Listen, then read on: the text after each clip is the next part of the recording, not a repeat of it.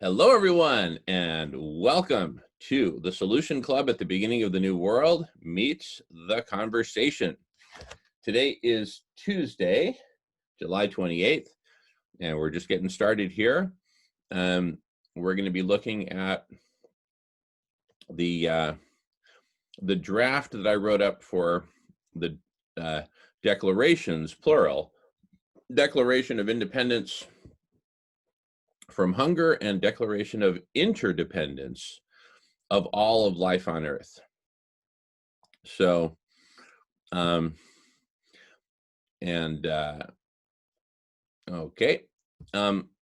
So what would be helpful? Would it be helpful to kind of read through it together and, and then just kind of pause and talk through it as we go?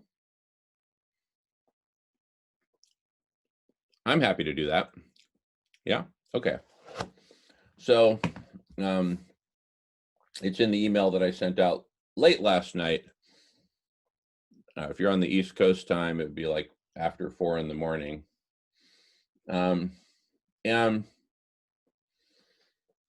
so in the introduction to the declarations, and by the way, if anyone wants to take turns reading, that would be great. Give me a chance to work on my breakfast here, but I'm happy to read it if you guys.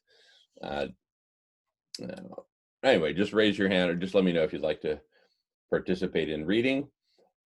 So in the introduction to the declarations, I state that there are exactly 3 mega solutions demanded by our present circumstances.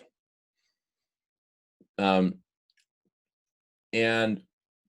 I make a challenge to everyone that if any of those 3 that I've put down as the mega solutions, which are urgent for us to survive, if any of those 3 should not be in the top 3, tell me.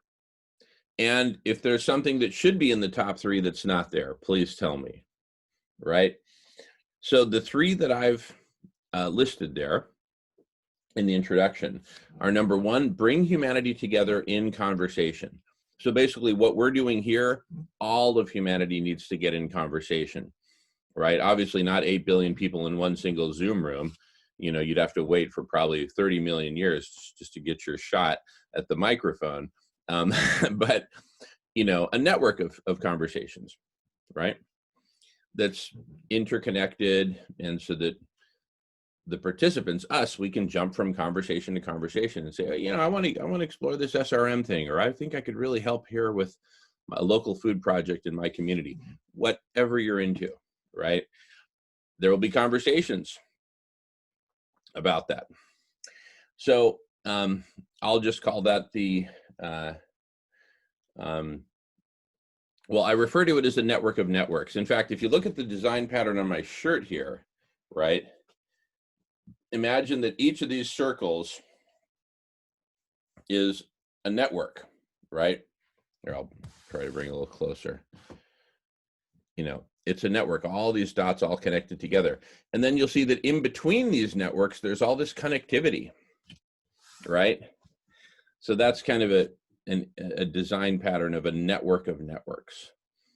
So I just call it N2 for network of networks, and we call it N squared, whatever, right? So sort of like the nucleus is on our body and stuff, and mitochondria and all that stuff. Yeah, totally. And I mean, our body is a network of networks. Each cell is a network, right? Of mitochondria and nucleus and all these micro machines doing just phenomenally complex stuff. Yep, our white blood cells, all that stuff. I learned all about that in science when I was young. Yep. Never forget. Awesome. I didn't find my brain cells. I gained my brain cells. The best way to put it. All these other people in my town are finding their brain cells and killing themselves. It's just crazy. It's sad, man. Hear about it all the time, like on the like I hate being on Facebook. Like the media, like I get on there just to check on like the things like on family and stuff to see if there's any event like fun events to do and stuff like that. And I might post a picture here now and then, but I'd rather like get out and have fun and stuff. It's better.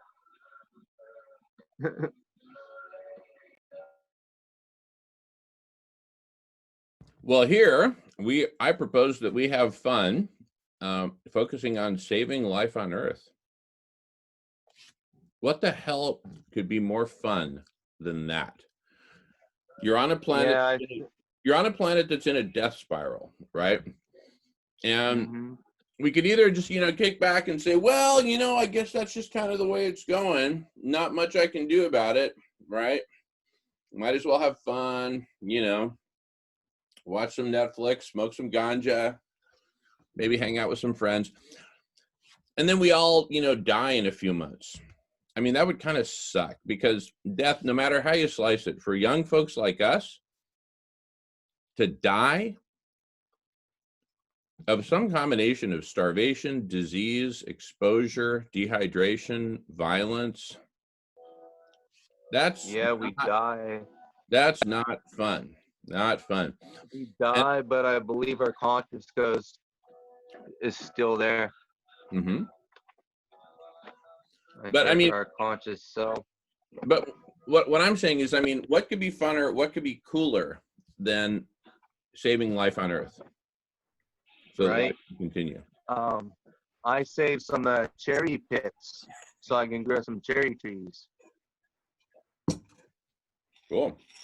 I'm thinking about doing that, like find a place that's bare and stuff and just dig up the ground and grow some trees. I've done it before in the past, like when I was in from 16 to my 21, I was in placement. I was in group homes and stuff. I was in foster care. I had some issues when I was a kid, and I got sent away. So I dealt with that. I'm more of an adult now. I'm smarter. Like, I was on Adderall when I was a kid. One of the worst medications I was ever on. Adderall, Ritalin. I'm glad I'm off that shit, man. Made me a zombie. Worst pill to be on. Yeah. People thought I was dumb and stuff. I was not. I was just freaking locked in place. Basically. Hey, Mike, let me ask you something. Let me ask you. Are you interested in a conversation about saving life on Earth and the declarations of independence from hunger and interdependence of life? Sure. I wanna find people that live around me that are part of this. Get together and do some stuff. Like awesome. I am always at home. Like I don't work. I'm on SSI, which I hate being on. Like I love life. I miss going out. My back's bad. I have spinal stenosis and bulges and herniated and all that stuff. But I still thrive. I can still pull myself up on a freaking pull-up bar. I can still walk a certain amount of distance, but I hurt. It sucks, but you got to get through that hurt to thrive. And I'm on a couple medications. I have GERD and IBS, and that sucks also. I have anxiety, and I do have depression, but I don't care about my depression. I get over it. I try to stay as positive as I can be. Like I don't get angry. Like if I get angry, I channel that anger and I stop it and I'm like, I'm sorry for my anger, but you need to be like to my daughter, like I'm like, you need to be good. Oh, and all that stuff, you know. Yeah, I'm happy. I have a place, like I'm living, but you want to have that like more better life. You know what I'm saying? It's just like, like you're grounded. Like me, I'm grounded to where I'm living, and I just want to be free. That's probably why I have dreams of flying and stuff, because I want to be free. Hey, Mike, Yeah. man, what you're saying is super cool. And I don't think this conversation right here is the right place for it. Because right now we've come together today to have some specific conversations, and you're welcome to be a part of it, right? Oh, okay, go ahead. You know what I'm saying? And if you wanted to create a breakout room, I'm happy to create a All right. breakout room for you. If you want to, just talk about literally whatever you want, and I'll just say, hey man, that's Oh, Mike. that's fine. I'm good now, actually. All right, awesome, Yeah. awesome. Anybody else want to talk? How you doing, Christopher? Me and him had a long chat last night. Me and him, he saw what I saw last night. He saw the sky and all that stuff. How crazy it was. Even Linda and who else was here? Linda and Hey Mike, I don't think you're listening to me, bro. We're here to have a specific conversation. You're welcome to be a part of it, but sorry about that. no, it's cool. It's cool. Anyway, and please mute your mic when you're not talking. Thank you, man. Cool. So back to it. There's 3 mega solutions that I propose for saving life on Earth. That I propose are the 3, and I'm open to being challenged on any of those. Being the top 3 most urgent. Oh, by the way, let me get the live stream going on. Okay. All right.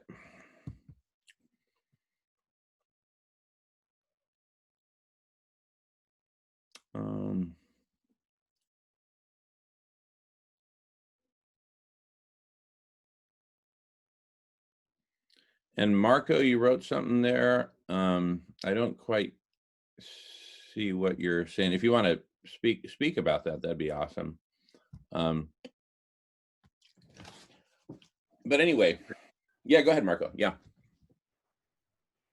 Yeah, Mike, this is kind of what I was thinking, that with everything going on, all the protests everywhere, people getting, killed daily, that maybe putting up your nickname of Whitey is probably not a cool idea.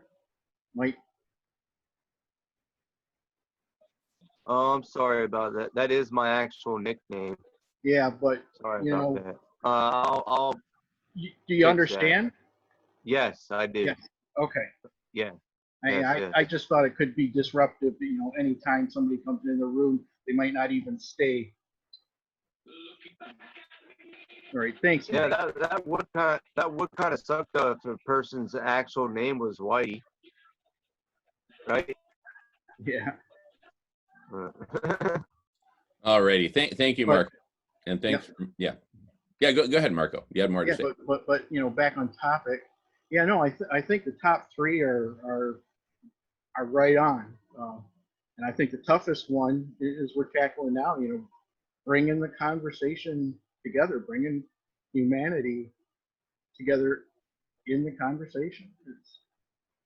But onward and upward. Yeah, totally. I mean, the reality is all 3 have their challenges. Bringing humanity together in conversation, which for me is the basis of anything we're going to do, right? I mean, before you do anything, whether it's a barn raising or planting a field or going on vacation or whatever, it all starts with a conversation.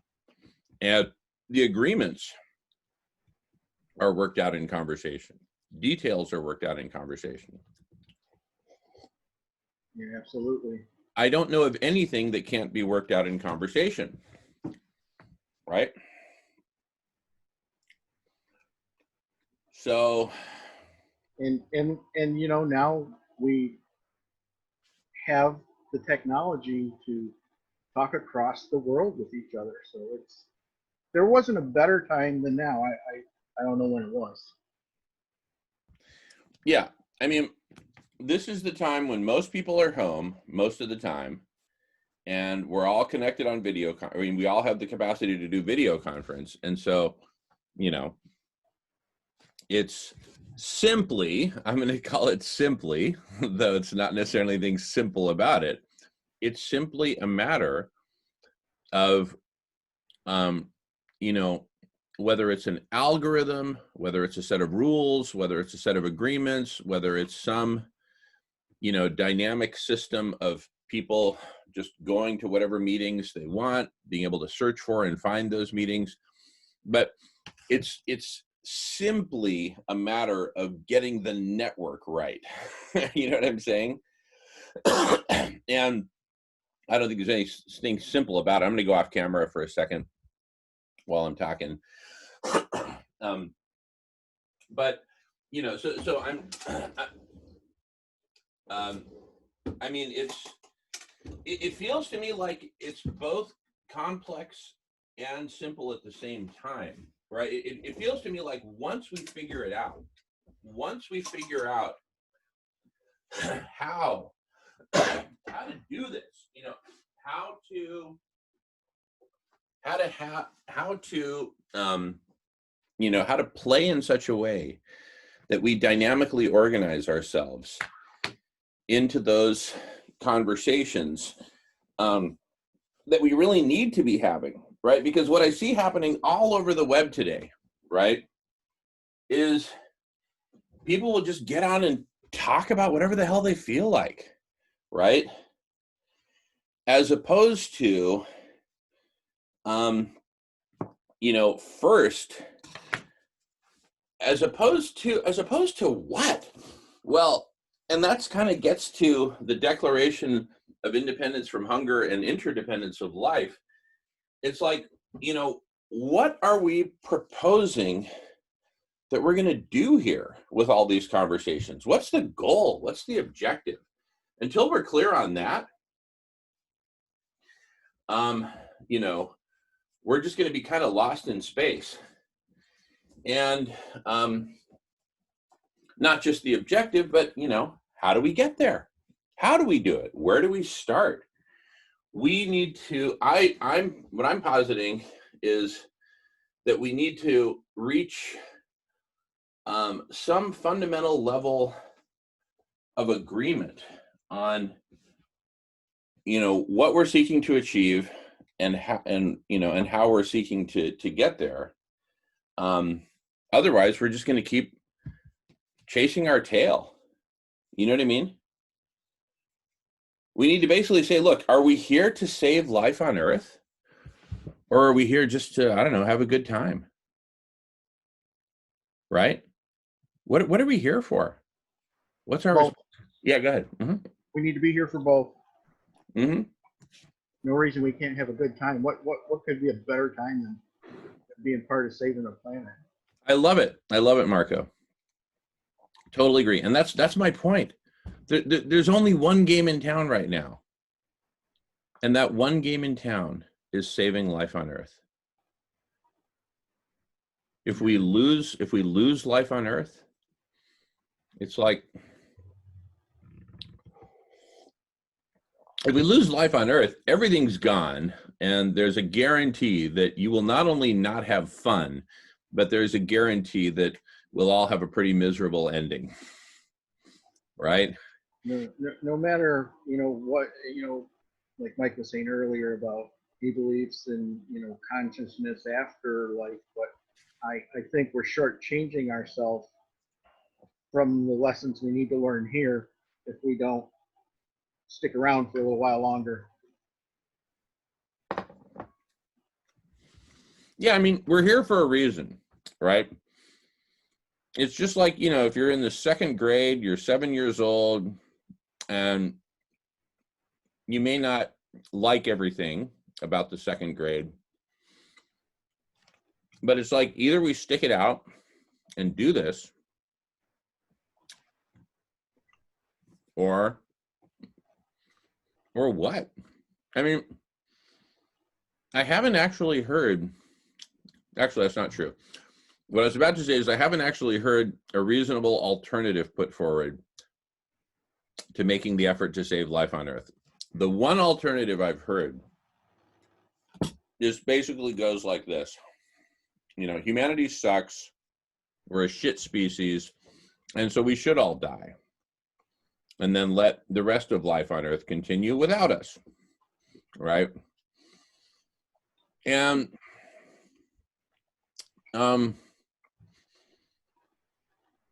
philosophically, I'm holding open in my mind the possibility that that might actually be the case. But the way that we're going to determine, I believe, or the way that it will be determined whether or not we deserve to be here or not, is are we willing to come together and at a minimum try our very best strategy. Try to come up with the very best possible strategy, plan, and implementation to save life on Earth. And that may or, yeah, go ahead, Marco. You know, one of the things that with the whole global warming thing that, you know,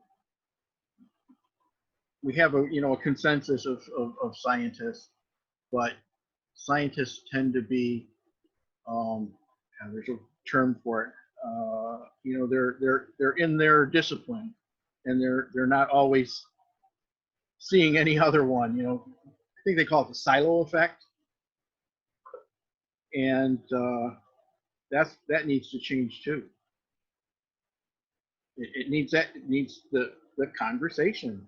You know, they gotta start looking beyond their disciplines and share. You know, see the other point of view, and being scientists, being critical thinkers. If you know, get your head out of your lab, look around, and see that, you know, maybe yours isn't the best idea, but maybe yours idea is part of the solution. And I think the best way forward is going to be, you know, this combination of every good idea. We've got enough people, you know, It's just somebody has to say, okay, I have this great idea. We got to start putting them into effect. Ideas are fine, but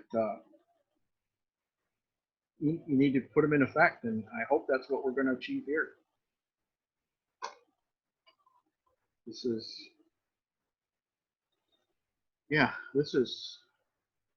I needed to be here. You know, I needed to find a space where people are talking about actually, okay, let's figure it out a little bit more. We've got to talk a little more, and then let's damn well start doing it. And one thing I'll say to what you just said, Marco, is that right here, by being here, by showing up and being in this conversation, we are doing it. We are implementing it. We're implementing one of the 3 mega solutions that I proposed. Humanity coming together in conversation. Yeah. Right? I mean, just imagine for a second, Marco. Imagine that, like, it suddenly became clear to humanity and to the folks who we generally identify as leaders, whether it's the Pope, you know, the head of XYZ religion, government leaders, academic, scientific leaders, industry leaders, tech leaders, cultural leaders, artistic leaders, community leaders. What if all these leaders suddenly, just imagine that tomorrow morning, everyone woke up and it was suddenly clear we all need to get together in conversation. And the mandate was simple. Just get out there and get into any conversation you can, on Zoom, through video conference, right? Let's say that was the mandate. And so everyone just, got online and just started looking for conversations. And of course, on social media, there would just be an explosion of, hey, we're having this meeting at noon on this topic. Join us. Everyone's welcome. Hey, we're having this other conversation at this time on this date, on this topic. Join us. Everyone's welcome. Right? What you can imagine, it's kind of a fancy word, but the word cacophony comes to mind, which just means just chaos. Just imagine, 105-year-old kids all jumping into a giant swimming pool at the same time, right?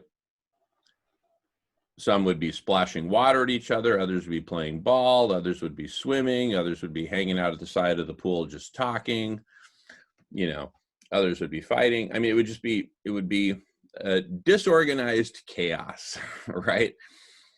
And I'd say that's a pretty good descriptor of what we've got now, right? Except instead of everybody in conversation, you've got, I don't know, maybe 1% of humanity participating in conversations here and there. I would say radical conversations like the one we're having right now are relatively few. Maybe it's 0.01% of humanity, right? You know what I'm saying? It's like you don't meet a Jamin or a Marco, or a Christopher just walking down the street. Oh, yeah, I do Zoom video conferences about saving life on Earth and, organizing humanity in radically new ways. Anyway, all I'm saying is we're doing it. We're among the pioneers, and this whole trend needs to grow. But the point I was going to make was that if everybody suddenly is in conversation here, there, and everywhere, over time, some sort of order would emerge, right? Some sort of order. There's always going to be people that believe in something, think something, but you gotta be talking about it. You gotta have the conversation, and then the leaders will, be apparent. And there's plenty of people that don't want to be a leader, but they gladly be a follower. Just show me what to do. That's awesome. I want to make the change, but show me what to do and tell me what to do. I'll do it. And we'll find those people if we keep at it. I'm getting really excited about the stew. Gone over the recipe a little bit, and I see a couple. Well, that's for later. We'll talk about that later. Mm-hmm. But yeah, no, I'm really seeing this as doable now. It's all imminently doable. That's the thing, right? And what does it require? It requires humanity to come together and first talk about it, right? Like, let's say that 100 new people just suddenly showed up and they're like, whoa, what's this all about, right? And, Marco and Jamin and Christopher and Mike all started just sharing, this is what it's about. Da-da-da-da-da. This is what we're working on, right? This is what we see. What do you see? Right? And because I believe that if we really jump in to conversation and build out this network of conversations, even if it's just total chaos in the beginning. Yeah, I'd welcome a little chaos here today. You what? What about? I'd welcome a little chaos here today rather than so few people be here. Yeah. Well, here's the thing. I think part of it is people have gotten into the habit, I think, of starting it around noon, right? Oh, that's true too. Yeah, I know when I saw the email, I'm like, really? 11, an hour earlier? Okay, whatever. Well, yeah, the thing is, traditionally the Solution Club starts at 11 a.m., right? but not here on the conversation, right? Well, the thing is, the two have merged. Right. Actually, three things have merged: the conversation, the Solution Club, and the block party. So on Fridays, we start at 7 a.m. Pacific time, a full 4 hours earlier than today. So, you know, we're kind of like a house made of um, three different mobile homes, where somebody whipped out a big ass chainsaw and and cut down a wall here and a wall there, and we just kind of glued them all together, so it looks kind of wonky, like one part sticks out and another part's whatever, and so it's cobbled together.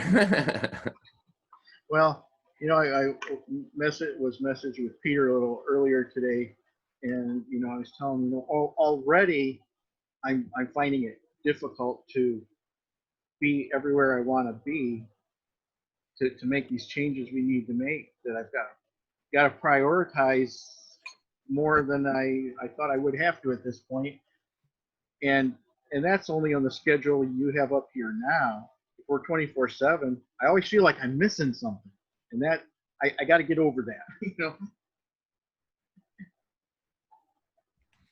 Well, here's the way I see it, Marco. So imagine a giant ant colony whose mission right now is to take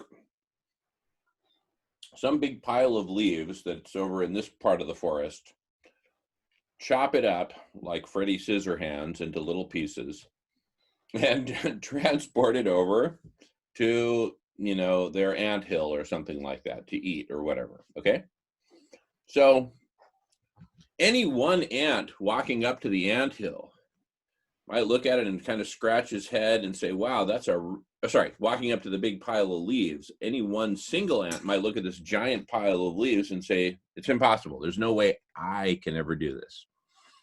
In fact, there's no way I can even wrap my head around how to organize this whole convoy.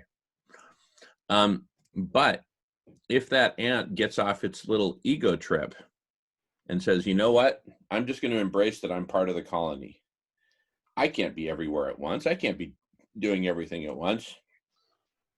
What if I just focus on what my role is?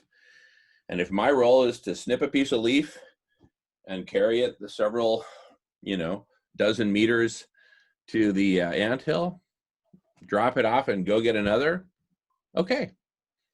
And I'll trust that the whole of it will A, make sense of it, and B, collectively orchestrated. I mean, in the case of an ant colony, it's kind of built into the ants as sort of a form of software. Right. Right.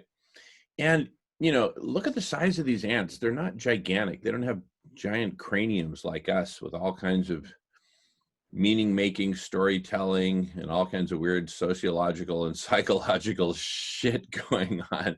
It's pretty streamlined. It's like a leaf. Okay, let me, take a piece of this leaf and, detect that it's the kind of leaf we like to eat. And let me leave a signal, the pheromones or whatever. Let me leave a signal to the other ants. Right. Well, yeah. I'm right now. That's one of the things that I'm getting better about right now is the ego thing. It's like I don't. Starting to lose my train of thought.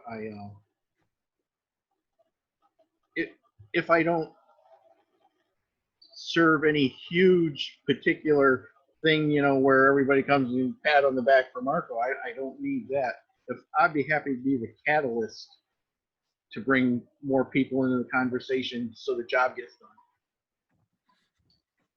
Just being the catalyst would be enough. That's what we need right now.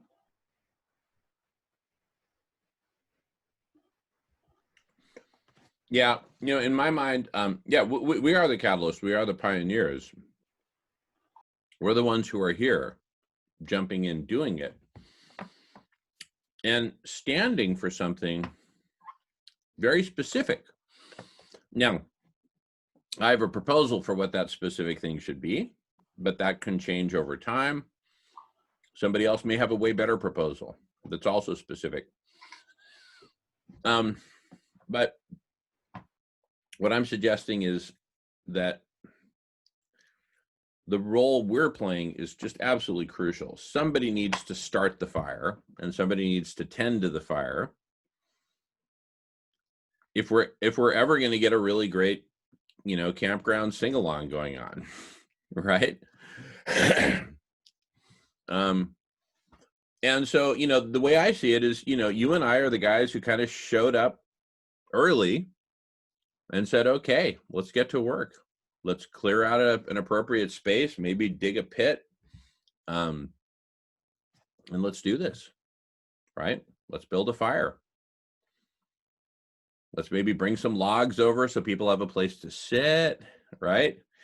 Let's maybe come up with a song list. So it's like, we're kind of like, we get here at 6 a.m. and we're working to get this whole campfire thing going on and create a space where others can then jump in. Somebody had to do it, right? I mean, if we just, showed up at midnight, half drunk and nothing was organized and we're just like, hey, where's the party? And they said, there is no party, man. Because Marco and Jamin didn't show up at 6 a.m. and do their job, right?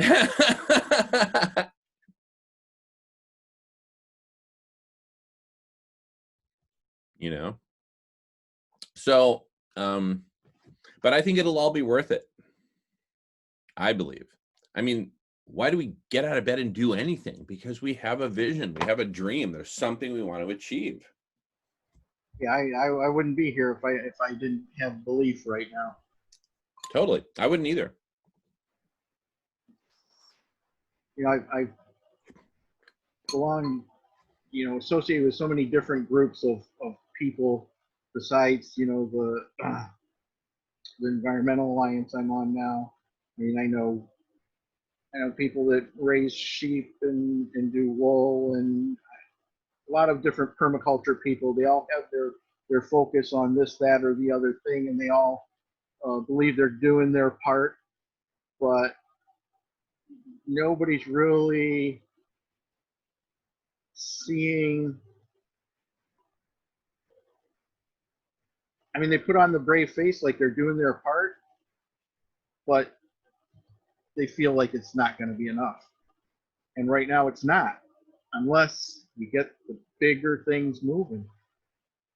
I mean, I can't count the times, that I thought about, I'm going to bed with a full belly and somebody else is starving. It just kills me. I don't understand how anybody can have billions of anything while someone else has nothing.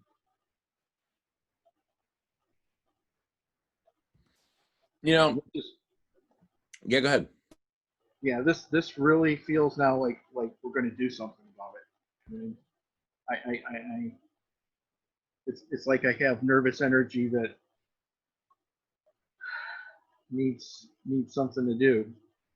I'm working on my health issues so I can be more consistent here. If I ever don't show up, when I say I will, it's because one of my health things has taken me down for a little while.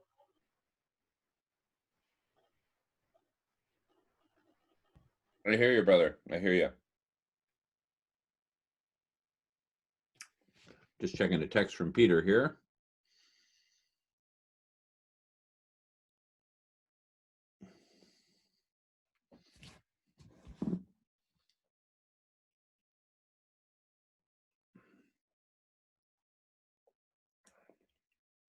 Just got to respond real quick.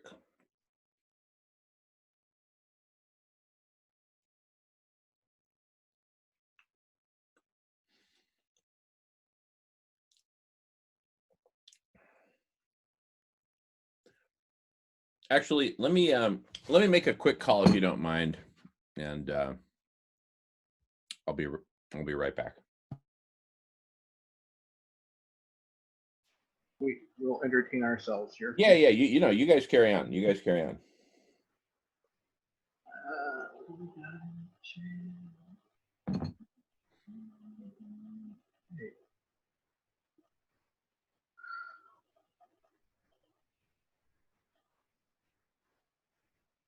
So Christopher and Christopher, how's it going today?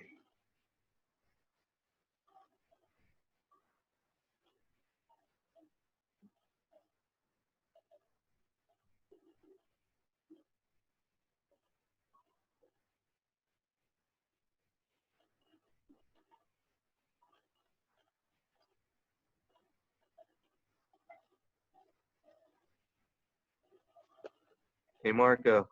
Yeah.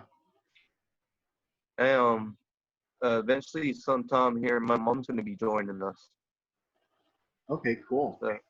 So you get to meet her. Yeah. She's gonna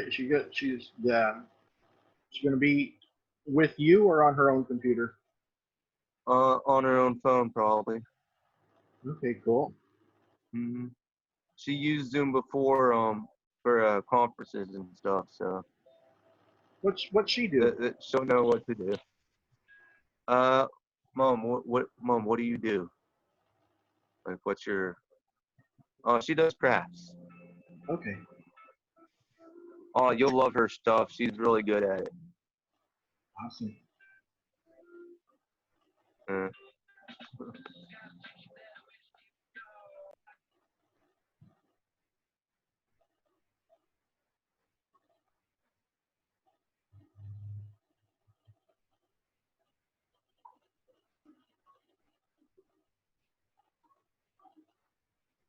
Oops.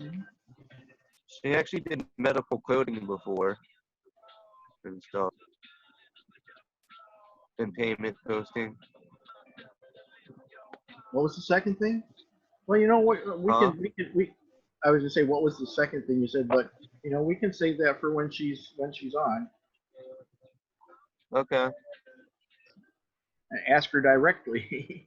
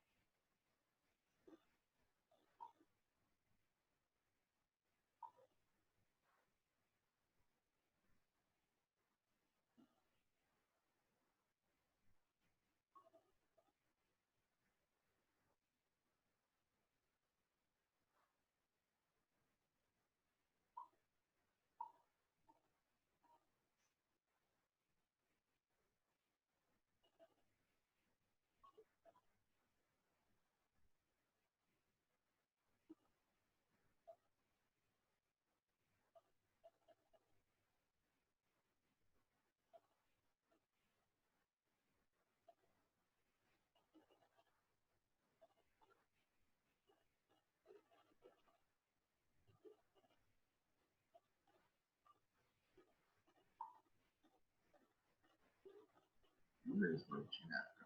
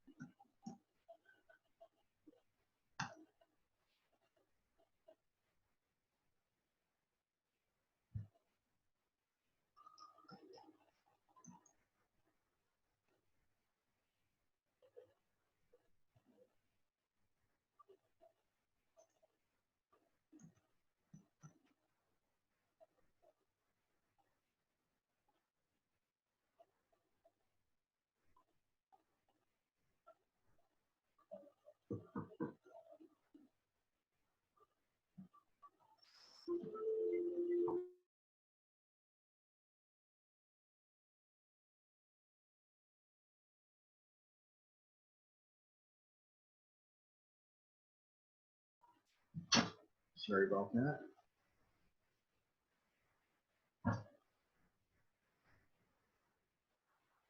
Hey, has everybody abandoned me? Christopher, are you in the chat?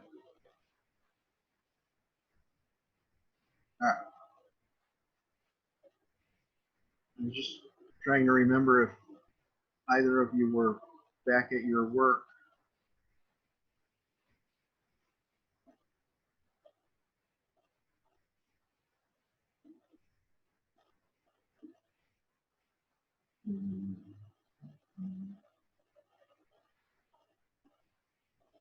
Well, you don't want me to break into song because I can't sing.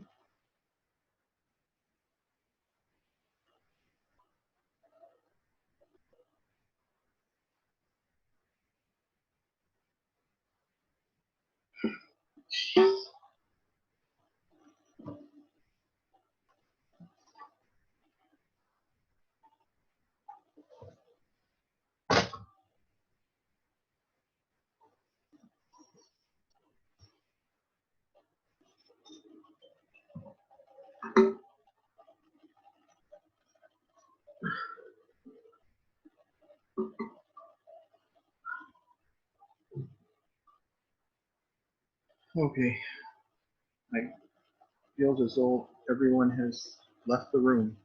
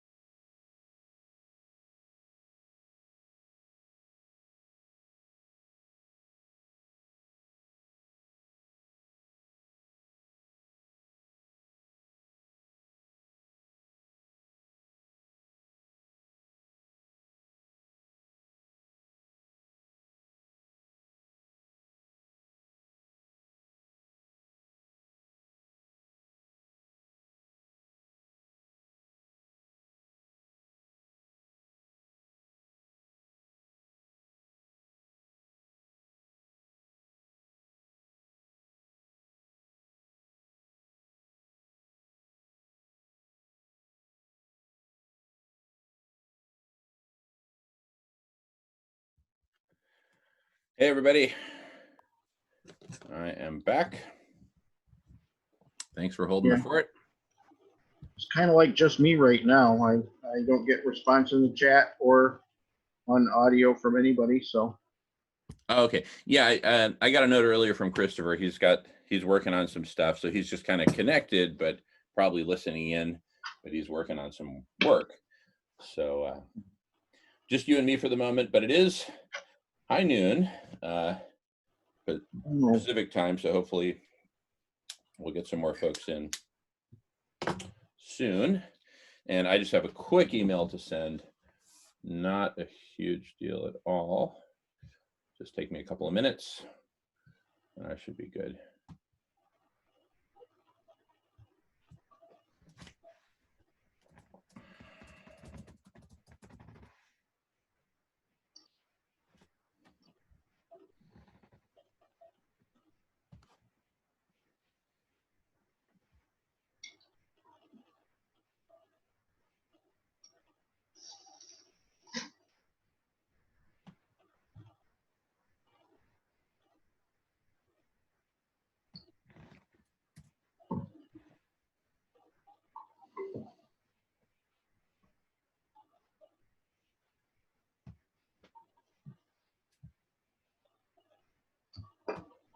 Appreciate your holding the fort there, Marco. Yeah.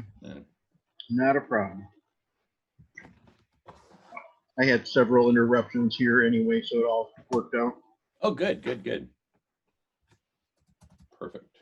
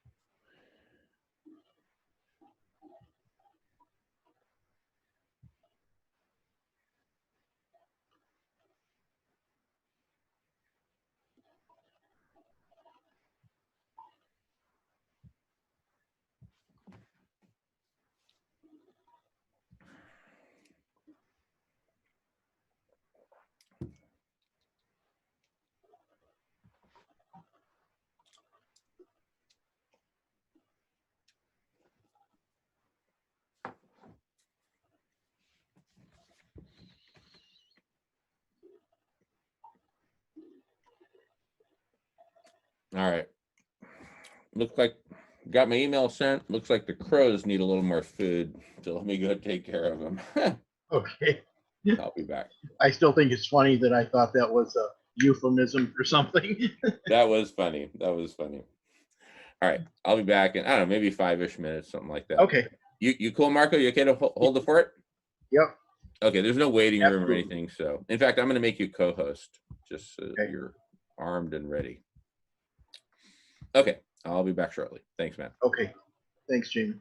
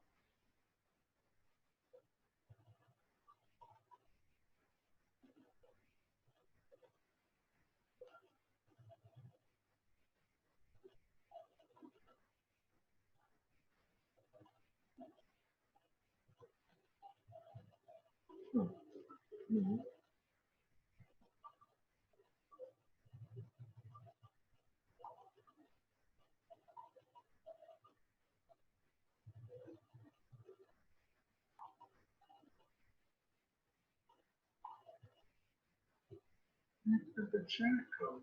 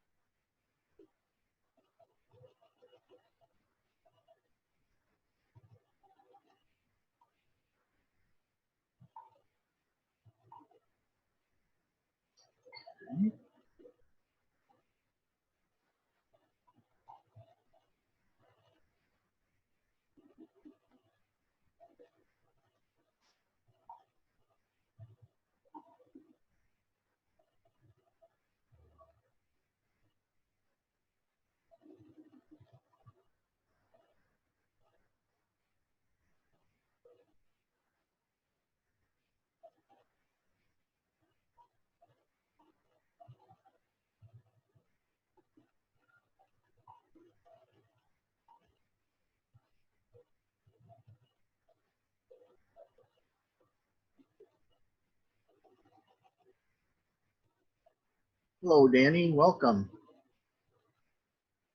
Hey, Matt, How are you today?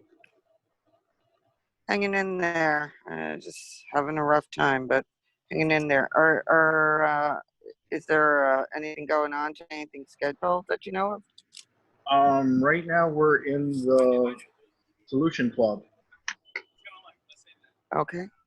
Let me find the email and I will give you. Okay, so we just started. Yeah, it's Christopher's are kind of busy, so they can't always comment. Mike is kind of off doing something right now. Jamin had to go feed the crows. And, Okay. but All we're, right, we're sweetie. Listen. So everybody's kind of on a timeout. I'm going to jump and finish my paperwork here that I got to do and come back in a little bit. Good? sounds good. Okay, hon. Thanks a bunch. Summer Rose. See you in a bit.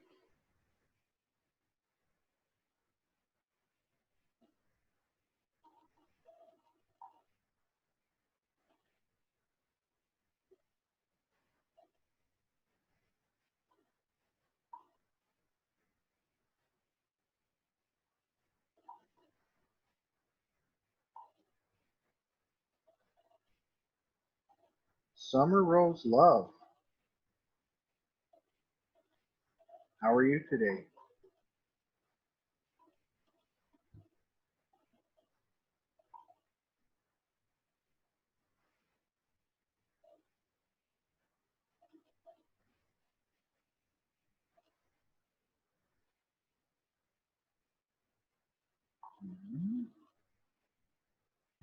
And did you say your name was Summer Rose? Ramble on, baby. Settle down easy into the conversation. You know, building on what we were talking about earlier, Marco, and welcome, Summer Rose. Great to see you. Hope all is well. Danny And, popped in to say she'll take care of a few things and she'll be back a little later. Oh, okay. Very good. So, you know, building on what we were talking about earlier, it's like, did you see like the movie The Bourne Identity, Bourne Supremacy, Bourne Ultimatum? Are you into those kind of movies? Matt Damon? You're on mute, Marco. You're still on mute, Marco. Sorry. Yeah, I've seen the first two, I believe, but or I saw the first one twice. Yeah, no, the first one was just absolutely awesome. I mean, I actually love all 5 of them in the series. There's 5? There are 5, believe it or not. They all have the name Bourne in them. Right. Bourne Identity, Bourne Supremacy, Bourne Ultimatum, Bourne Legacy, and then the 5th and final is simply Jason Bourne. Right? I have some catching up to do then. But anyway, I have to wait. I generally have to wait till things end up on Netflix or something streaming before I can afford to watch them. Sure. Yeah. Anyway,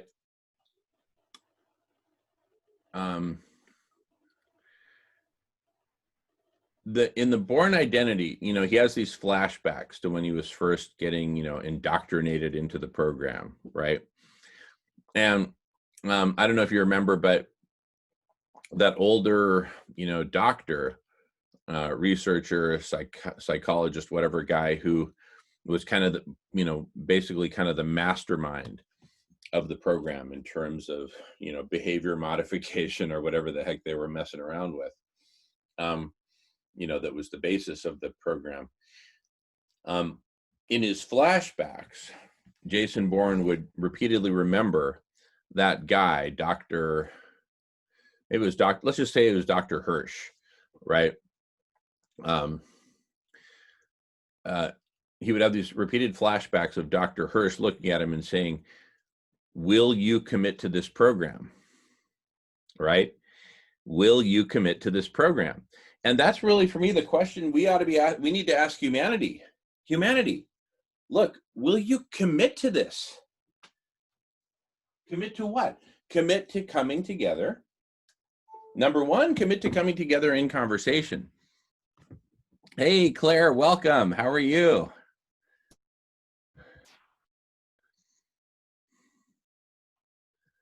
Oh, yeah, you're on mute. Yeah, I'm good. How's it going over there? Great, Claire. Yes. Great.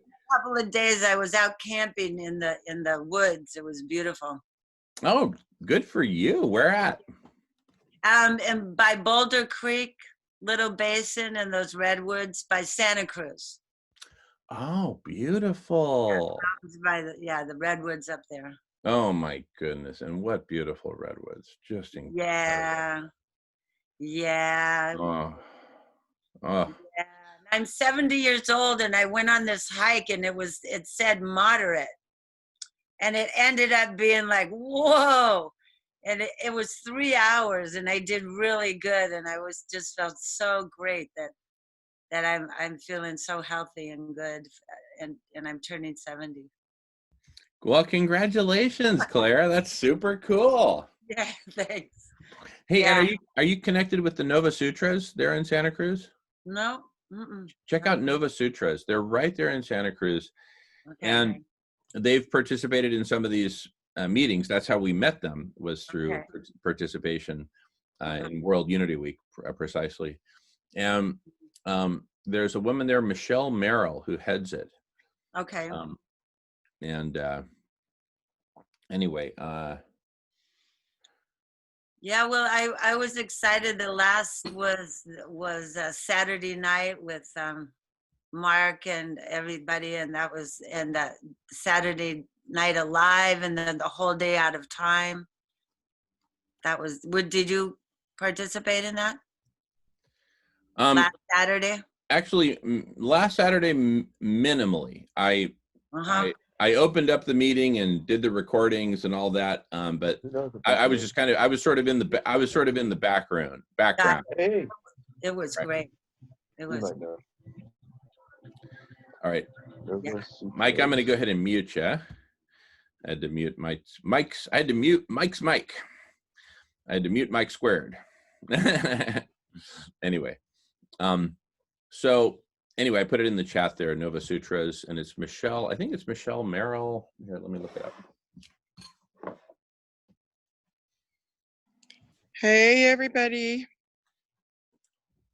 Linda, all right. You know, Claire just arrived just a few minutes before you, and I'm telling you, something was missing before the Divine Feminine showed up. Now that we got the Divine Feminine in the house, now, you know, Marco Rock and I on. can, pardon me? I said, now we can rock on. Now we can rock on. It's like somebody turned on the heat, turned on the lights, broke out the snacks and the vegan snacks and beverages. And I even heard there was like a pipe in the back, but let's keep that on the down low. Anyway, what I'm saying is it's a party. So Now thank we you, can ladies. Start cooking with gas. Now we're cooking with Hey, gas. Marco. Hey, Linda.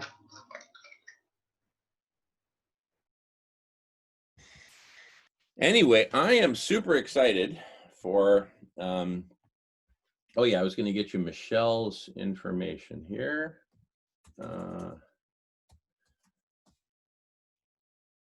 Oh yeah, okay. Here, I'll just message it to you there, Claire.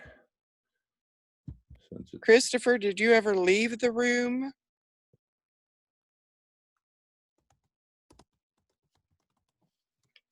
I left at 3:03.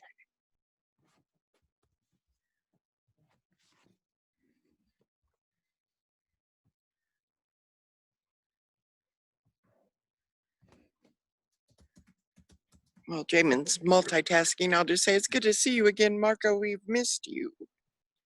Yeah, I've been doing my little bit of homework. Had to do a little bit of procurement of food today. Spent about 3 hours at the church this morning, standing in line. Actually, part of the time sitting in line because I have my walker with a seat. So I got food, got some new clothes. Yay.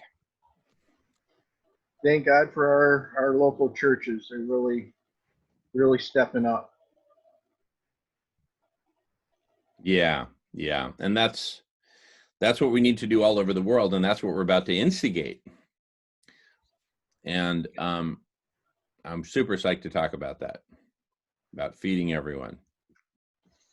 Yeah, when, you know, everybody, you know, all the volunteers and all the people there, you know, it's becoming more and more apparent to even the dimmest bulbs that we can't sit around and wait for the government to take care of the things that need to be done.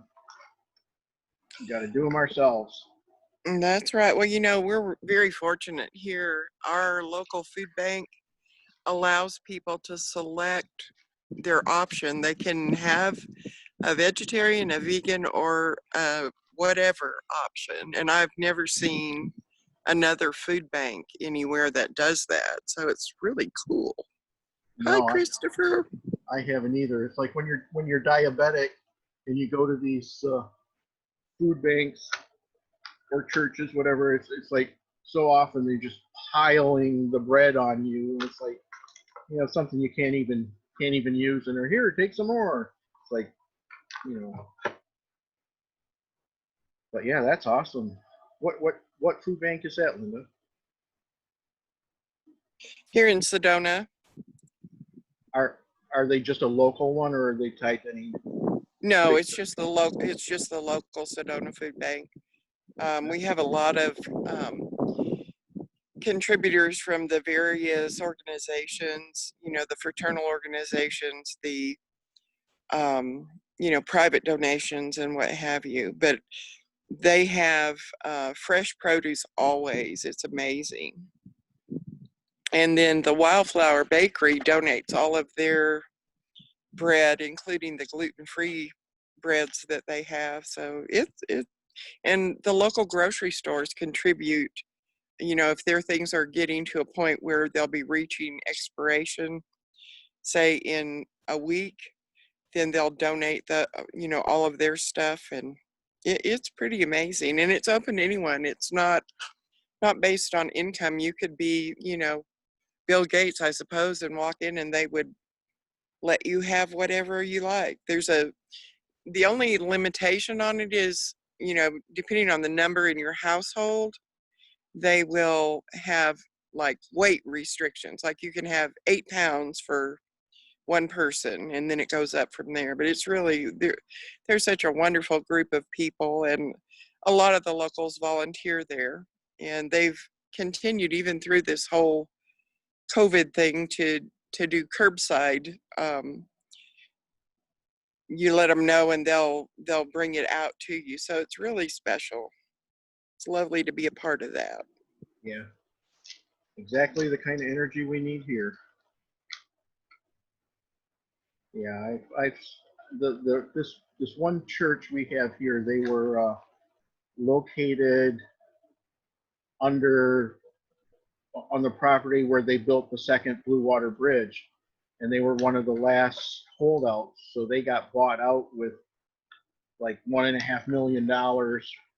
So they invested the money. They bought a school that had just closed, and they run their program in their church through the school. Like all the rooms, like there'll be a room for men's clothing. There's a room for children. There's a room for infant. There's a room. It's like going into a big specialty department store, and then you get your, you know, for those that eat meat, you've got your meat, and then your produce and your bread. They have, you know, room for toiletries, and it's run extremely well. 100% volunteers, 100% donations. It's just awesome.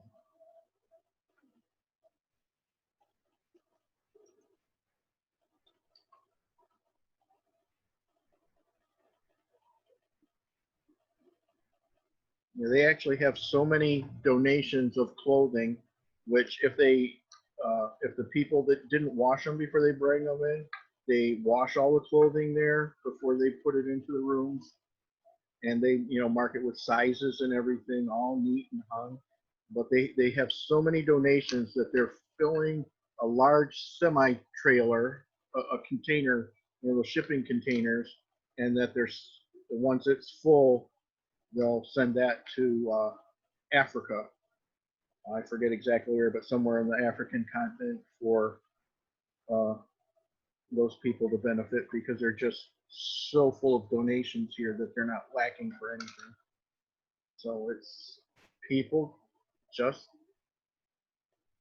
having a conversation that ends up being an action that ends up doing good, which is what we're here for.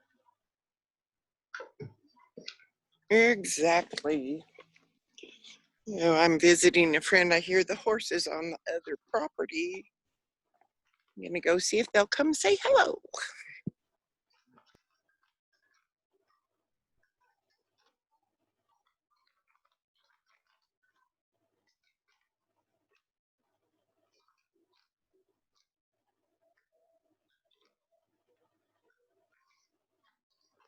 So Claire, did you get Jamin's email for today's Solution Club?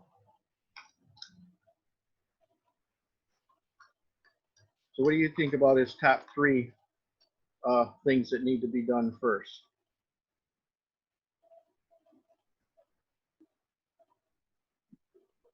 Oh, I didn't, are you talking to me? Yeah, What top the 3 things? I don't see what you're talking about. bring humanity together in conversation. Feed Okay. everyone 100% plant-based foods, starting with the universal stew for all, and cool the planet with a myriad forms of SRM. What's that? Solar radiation management, Oh, reflecting some of the sunlight back out in order to cool the planet. oh, yeah, I think it's great. Yeah, it's all new to me.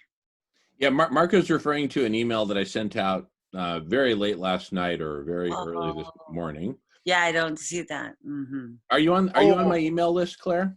I don't, maybe not. Would you Maybe. like to be? Sure, yeah, I'll put my email here. Okay, perfect. Right.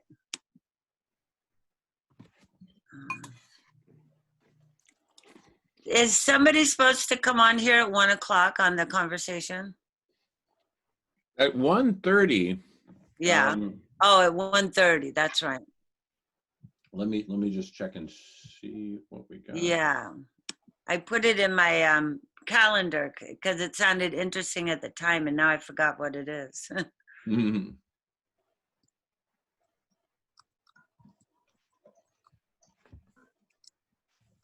Yeah, it's Diana is bringing her friend Robbie today at 1:30. In 1 hour, Robbie will be here. And what is his subject? I'm gonna pull up what I have on it right now. Yeah, cool. Thank you. Mm-hmm.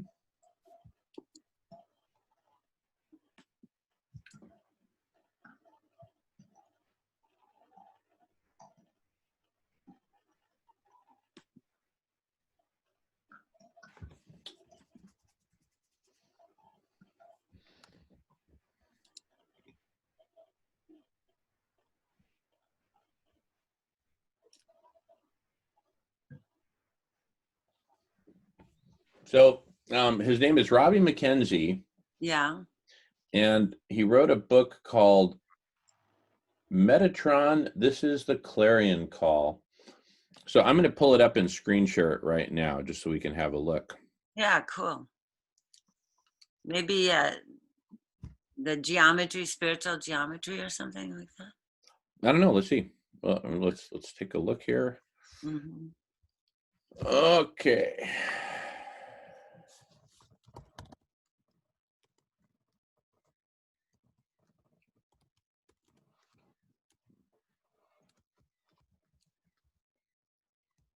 I'm just going to get it pulled up here.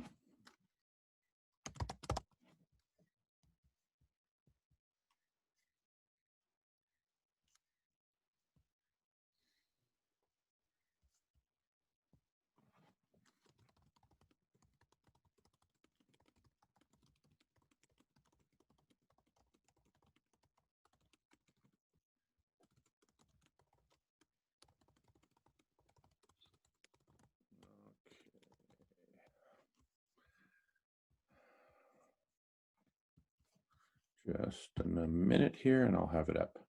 Mhm.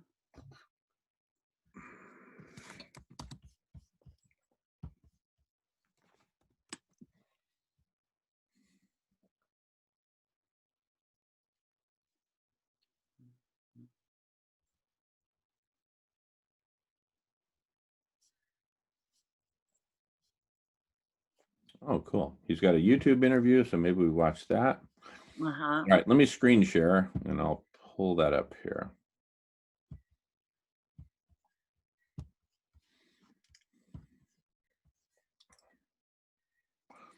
All right, I presume you see the website I'm screen sharing here. Mhm. Metatron, this is the clarion call. Mhm. And let's see, watch, it says watch my YouTube interview, but where's Mhm. the link? Trying to, oh, here. Did you hear that okay? I'm excited to have a very special guest on my show, Robbie McKenzie. He's an author, a healer, and intuit. All right, we want you to know all about Robbie. He lives and works in Scotland. I want you to know that he is a trance medium. He has been a student of spirituality for many years. He's a natural medium from childhood. So he's been doing this for a very long time. He channeled this book that we're going to talk about tonight, from Archangel Metatron, and we're going to be showing you all the techniques and what you can do to actually start channeling from an angel yourself. Have you heard the voice of the angel in your own life? That's what this show is about. Channeling the voice of an angel. That's what's up.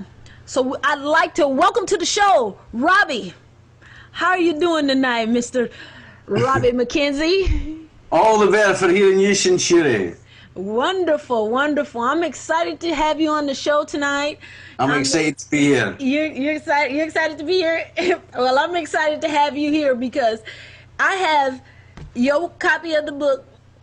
For all of those who are tuned in, I'm actually a real reader, and I've got the live book right here, and we're gonna be talking all about this book. It's a beautiful book, and I want everyone to know that this book is very powerful. It's entitled Metatron. This is the clarion call. Tell us a little bit about what the message of your book is, because this book here, I'm gonna put the book up for those who haven't seen it. The front cover of the book, Metatron. This is a clarion call. All you need to know to get connected. That's what's up. So tell us a little bit about what Metatron means and the message of the clarion call. What is that all about? And what is his message of the book? And tell us a little bit about, without giving all the juicy details, just give us a little bit of flavor of what the book is all about. Well, basically, a clarion call is a call to action. A clarion call is a call to start doing what you really want to do. And the book is a way to do it. It is a way to lead you to so much bliss in your life, to so much joy in your life, to so much power in your life, that you can create anything you want. You can have all the joy, all the laughter, all the fun, all the inspiration, and you can have basically whatever you want, but you're living your life in truth because you're being your authentic self. And the clarion call is a call to action because right now, on the earth, there is a transformation of consciousness happening. Mm-hmm. And the people who will hear the call and will heed the call are the ones that are going to walk into their power, and they're the ones that are going to help change the world. Completely change the world. No matter what color you are, no matter what age you are, no matter what weight you are, no matter what hair color you've got or eye color you've got, or no matter what language you speak, no matter what country you come from, no matter what economic background or political persuasion, no matter what, it doesn't matter. None of those things matter, right? We are all the same. We are all souls ready to wake up. The whole world is waking up. The whole world is ready to hear this cry, to hear this call. And the wonderful thing about it is You don't need to preach to anybody. You don't need to try and tell anybody anything, because we're all programmed this way. We're all ready to hear the call.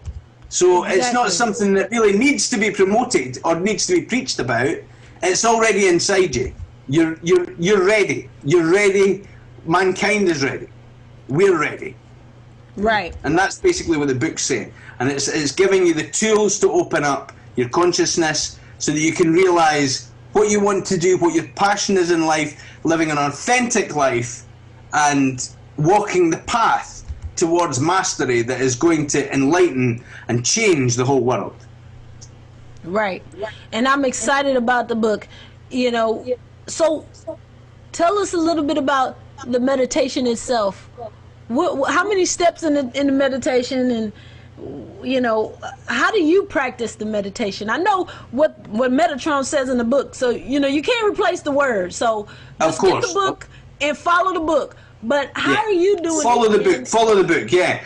I mean, when I completely first opened my Merkaba, I was doing a lot of gym work. I was drinking off a lot of water. I was meditating and praying and purifying, and I knew that there was something that I had to do. I knew that I had to open this up, and I felt my Merkaba around me, and I was doing it the way that I was being shown how to do it, and spinning the two halves of my Merkaba, and being ready, you know, being ready, and I was overcome by basically what you could call complete evil trying to stop me doing this, and I had a choice between love or fear.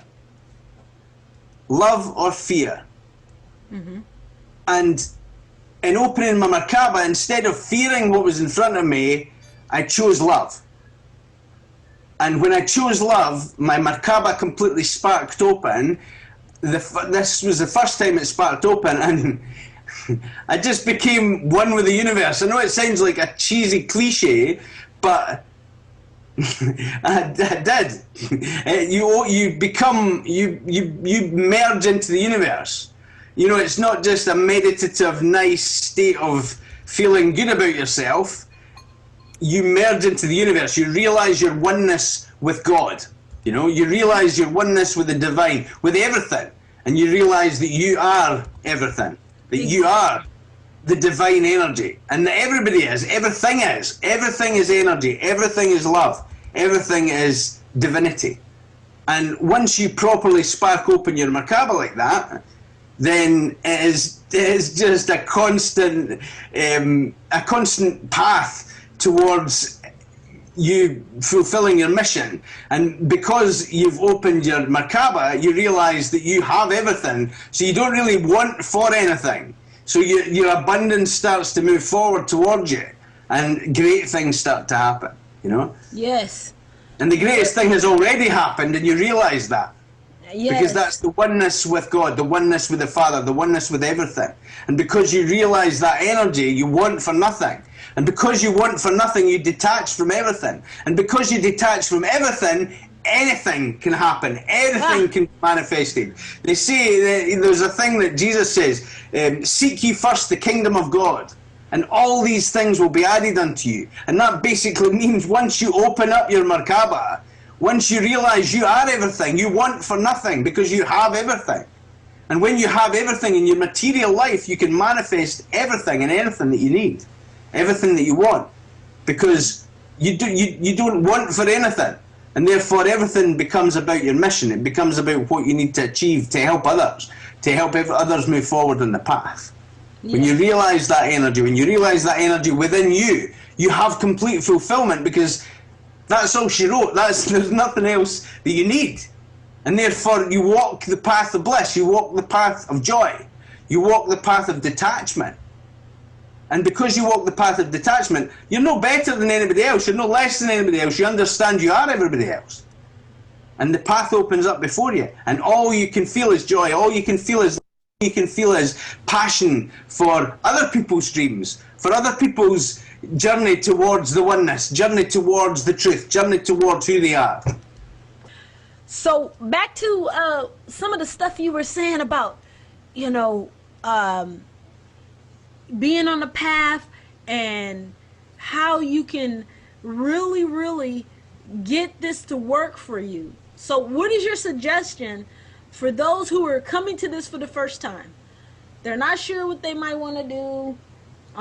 It sounds intriguing. How do you dispel or help people who are still doubting, in fear a little bit? Well, first of all, ask.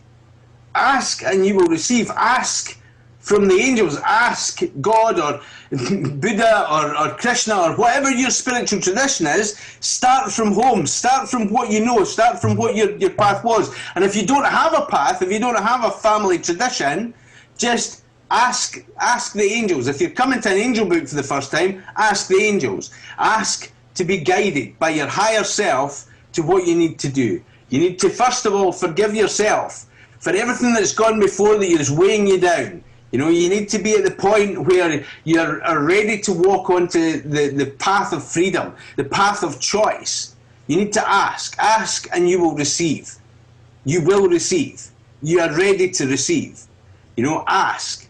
Ask for something to happen in your life. Ask for small things. If you're not got the, I mean, I say faith, but it's about understanding who you are. Because you start off with faith. You start off with believing that there's something out there that's a bit more benevolent than this world would lead us to believe. You have the faith that there's something that's there that actually really cares about you and that's really looking over you. Have the faith to believe that there's something that is benevolent in this world, in this universe. Ask, and you will receive. First of all, ask.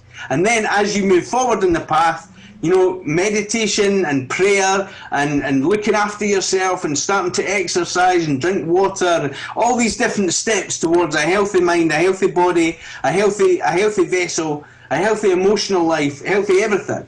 And from that point, you start to treat people better because you're starting to be treated better by the universe. You know, you're starting to be treated better by the universe because you're seeing the benevolence, the wonderful things that you can reap when you sow wonderful things. You see the wonderful benefits that can come from a life lived in goodness, in truth, in honesty, and purity, and peace. Coming from a place of joy, coming from a place of laughter, coming from a place of fun. When you realize that you can have, do, and be anything that you want to do, anything that you want to be, anything that you want to have. When you realize that the wonderful universe is an abundant place, your faith multiplies. You only need a little faith. You only need a tiny, tiny little faith to start it off. You need to start believing, because as you start believing in yourself. And when you start believing in yourself, then you start believing in others. And when you start believing in others, others start believing in you. And when others start believing in you, then your faith is multiplied. And as you move forward, so does everybody move forward. Because we're all on this path. Everybody is on that path. No matter what you're doing just now, and you can be in the depths of degradation right now and think that there's nothing that can be done about your situation. That's nonsense. You can change. We have the power to change. In fact, it's our design. And if it's not in this lifetime, it'll be in another lifetime. But this lifetime, a lot of souls, millions of souls are ascending, properly, completely ascending. And the more souls that ascend, the more souls that spark open their Merkaba, move forward towards the higher vibration, and one higher vibration changes 100 different people's higher vibration. You ever feel that energy when somebody walks into the room and you just know that you're glad that they're there, because the presence is palpable. The presence of a higher vibration person cancels out the negative. It opens up everything for you to open up yourself, because they really are you. They're just having a different illusion. Yes. This is all an illusion, you know. We are not here to serve the illusion. The illusion is here to serve us. And it's up to you which illusion you have. And because you're watching this, or because you're reading that book, or because you're listening to this kind of stuff, it means that you've made a choice and you're deciding that this illusion is going to be much better than it was before.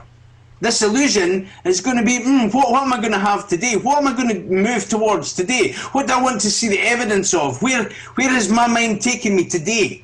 Do I want it to take me into degradation and fear and negativity and violence and pain? Or do I want it to take me into the light? Do I want it to take me into the truth? Do I want to take me into the life that I can have? What do I do? What do I do?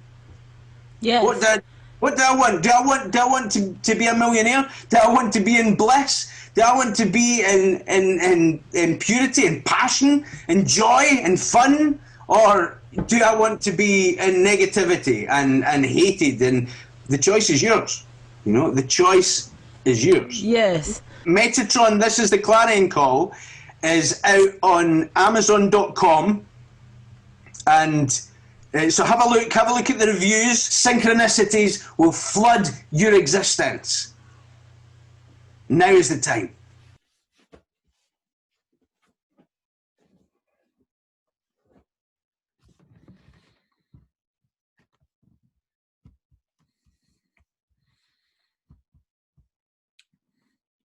That's some powerful stuff. By the way, Claire, I put you on mute, so you have to unmute yourself when you need to. Marco will be right back. All right, I will get you up on the email list, Claire. Thank you for that. And but I mean, that guy's speaking my language. I mean, it's just like, whoo, you know, what's screaming through there is that, you know, oneness. We are all one, and whatever, you know, individual ego trip we're having at the moment or whatever is just an illusion, right? And, you know, we're all living these different illusions and whatnot. You know, it's like we're all coming together. It's happening. I mean, I love this guy. I'm super psyched. Shoot, he'll be on here in 45 minutes. What do you think, Claire? Not to put you on the spot. In fact, of the few agreements that we have here, one of them is that no one ever gets put on the spot. Okay, yeah, no problem. No, he had me going until he said, well, if you want to be a millionaire, and it's kind of like, yeah, right, okay, you know. So, yeah, but it's good stuff. But I also, you know, I also have a little bit of a, I always have a little bit of a critical reservation, you know. But that's me. You No, know. and that sounds healthy. And the thing is, I also heard him say, you know, words to the effect of, you know, you can have whatever you want, but you have to be in truth, right? And the truth is that hoarding is destroying life on Earth. That's just the reality, right? And you know, I'm publicly very critical of Bill Gates. I used to work for him.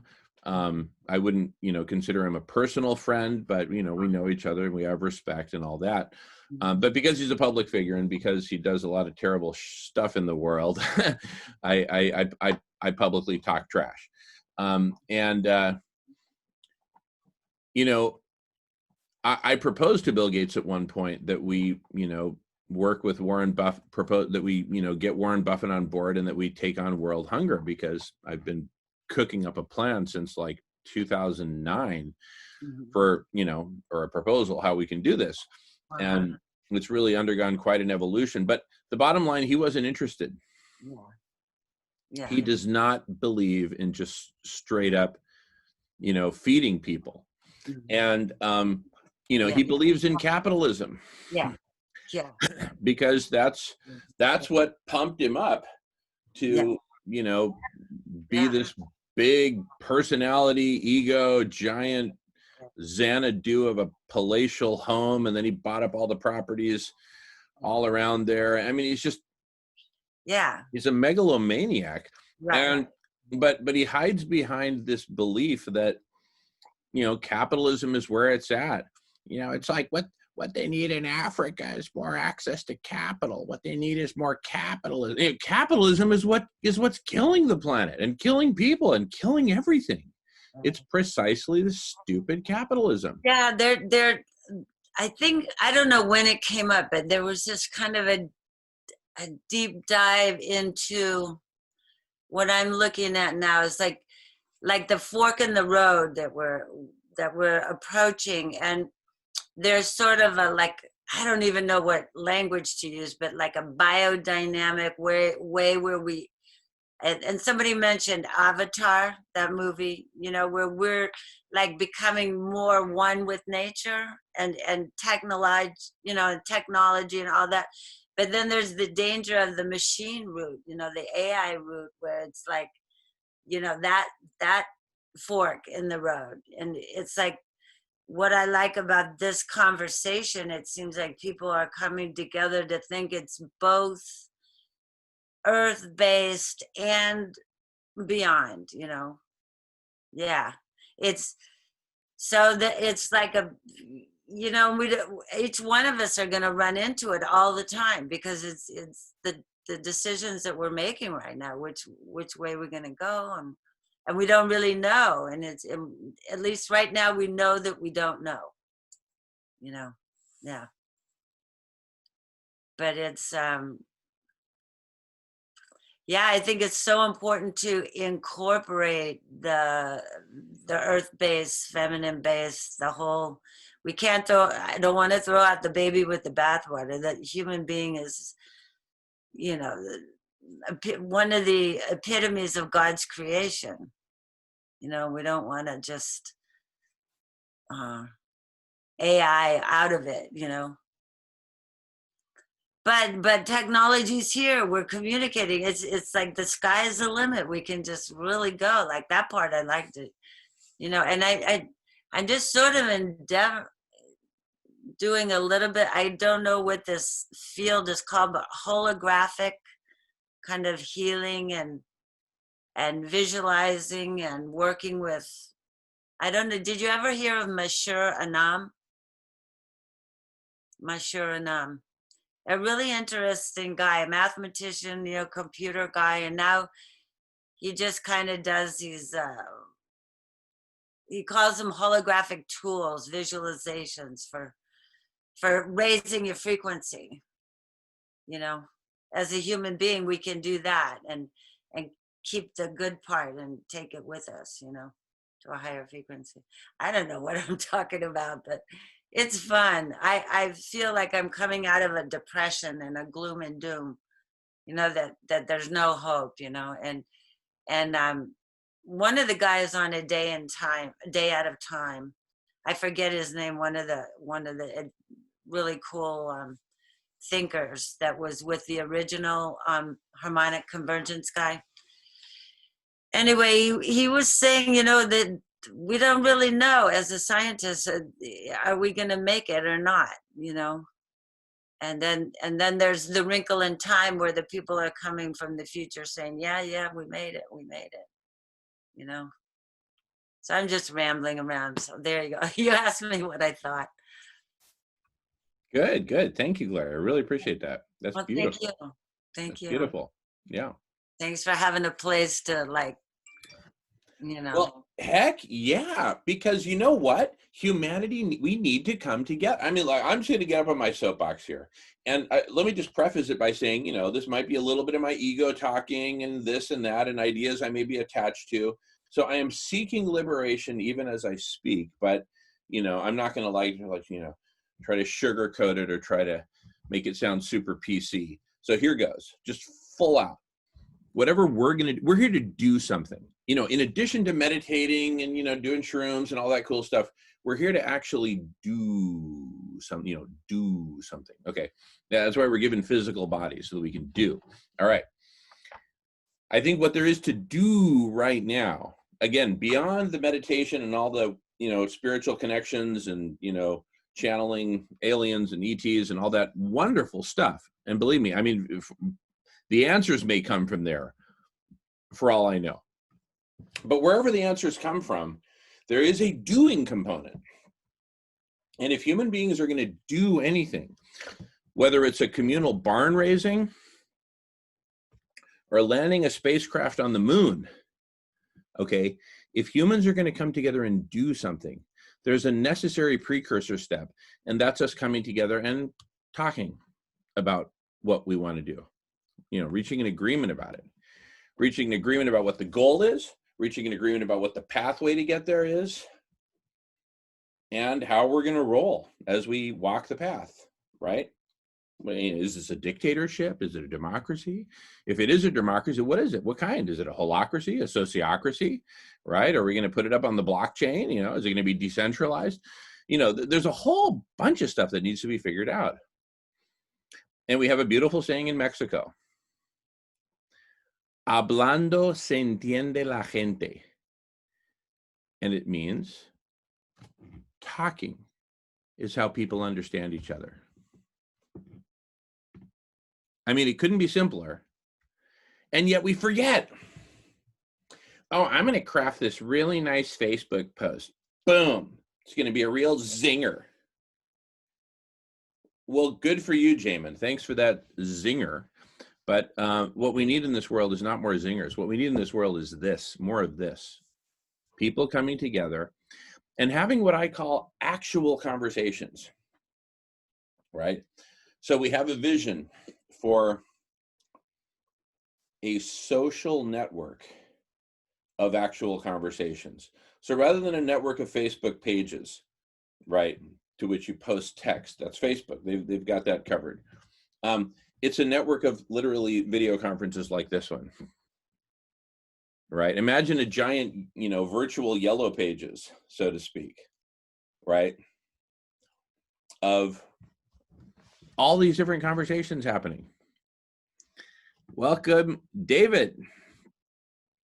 How you doing? You're on mute, and that's okay. And you can, yeah, go ahead. I'm good, man. Just came in. Good. Hey, your audio is quite faint, just so you know. And I don't know, maybe you need to speak a lot closer to the microphone, or I don't know what. No, I just turned off a speaker that was on that was interfering. Oh, perfect. Yeah, that's much better. Much better. All right, great to see you, David. Great Yeah, awesome. You know, we're just having an open conversation about, you know, what we need to do, what we actually need to do here on Earth, you know, beyond what we believe and channel and meditate and all that good stuff. And that's crucial stuff. But at the end of the day, we have to do something. There's stuff that we're here to do, physically do, right? Like feed the hungry, like cool the planet, like be stewards and caretakers of Mother Earth and all of her ecosystems and children species. You know, anyway, that's what I believe. I was just, when you jumped in, David, I was just spouting off, you know, the world according to Jamin kind of thing. All right, man. So, you know, I believe we need to come together in massive networks of conversations, just like this one. Here, I'm going to kind of zoom in on my shirt a little bit here, if I don't mess things up. Okay, here goes. So you see here on my shirt, there's all these little dots, right? Mm-hmm. And like these big dots, they're almost like a bunch of little dots that have all sort of collapsed together. And then you see these connections between dots, right? So here's how I like to think about this. Each one of these big circles with a whole bunch of interconnected dots is a specific network of conversations. And each of those dots is a different Zoom video conference, like this one. You know, here we are hanging, having this meeting. We're but one of thousands of conversations that are happening, right? Mm-hmm. And so these big circles, I think of this as a network. A circle is a network, and my whole shirt is a network of networks, right? Okay. And because I think that's actually a reasonably good model for how humanity is coming together in this new Zoomosphere, right? And B, a model for how we need to come together. So the good news is we are coming together in the ways that we need. Different networks are forming based on religion, based on geography, based on language, based on common beliefs. You know, like, you know, you've got all the near-death folks, and they've got a network. Like, pardon me?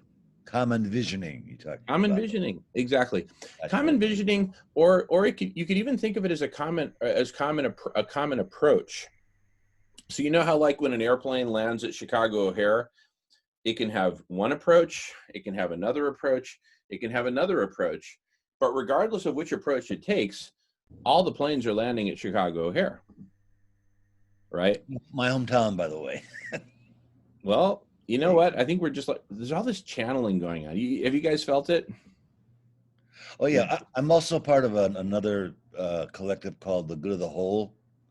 That's it. Love it. I love it. Oh my goodness. Thank you for being here. Yeah. So I'm on board with the place of the visioning, and the place where I'm trying to make the gear shift is the place from the visioning to the doing.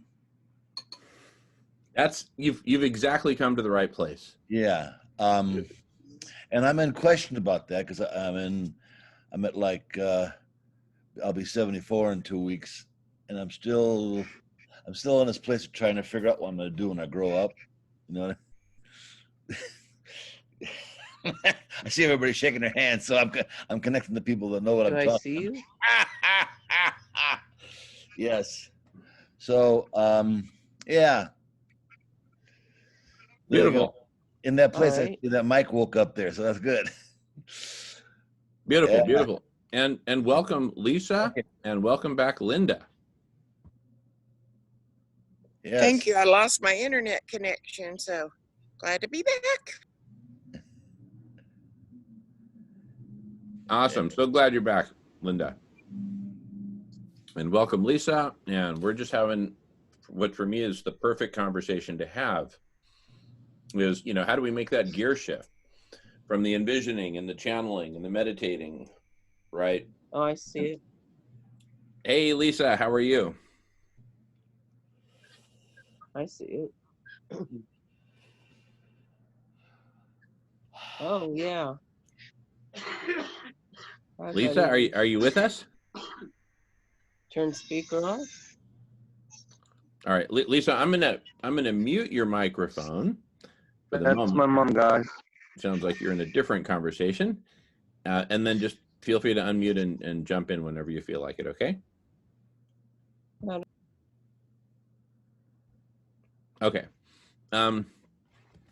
So, how do we shift gears from the visioning to the doing? I think that's a great way of putting it, right? And because let's face it, great envisioning has been happening for millennia, right?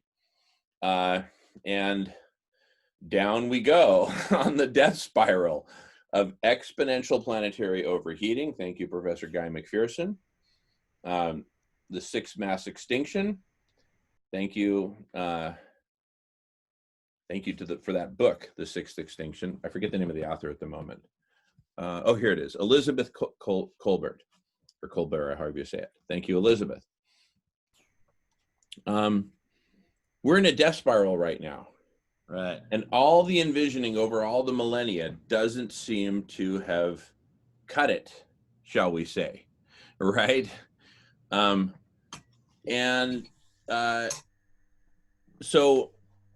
and that's not to knock envisioning. I do it all the time. We do it all the time.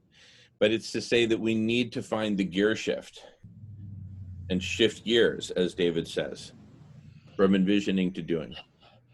And in that space, for me, what it comes down to is it shifts. There's an element of we there, but from inside this shirt, it comes down to where do I need to find the shift to take care of my piece of that and find out what that piece is. And for me, there's a subtle piece there that it comes in the spiritual place where there is really not an I doing it.